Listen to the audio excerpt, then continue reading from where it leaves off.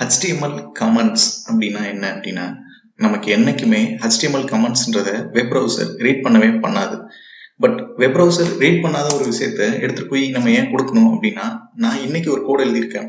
அந்த கோடை ரொம்ப நாள் அப்புறம் நானே ரீட் பண்றேன் அப்படின்னா, எனக்கு இந்த கோட்ல என்ன பண்ணியிருக்கேன் அப்படின்ற என்னோட அண்டர்ஸ்டாண்டிங்காகவும், என்னோட கோடை இன்னொரு டெவலப்பர் வந்து ரீட் பண்றாரு அப்படின்னா, நான் என்ன பண்ணியிருக்கேன்றது அவருக்கு தெரியணுன்றதுக்காகவும் நம்ம கமெண்ட்ஸ் அப்படின்ற ஒரு விஷயத்த யூஸ் பண்ணுவோம். HTML கமெண்ட்ஸ் அப்படின்றத எப்படி ஒரு டேக்ல டிஃபைன் பண்ணலாம்னா, ஒரு எக்ஸ்கிளமேட்டரி மார்க் இப்படிதான் ஒரு HTML கமெண்ட்ஸ்ன்றதுக்கான டேக்ஸ் இருக்கும். இதுக்குள்ள நம்ம என்ன பாஸ் பண்ணியிருந்தாலும் அதை நம்மளோட வெப் ப்ரௌசர் ரீட் பண்ணாது.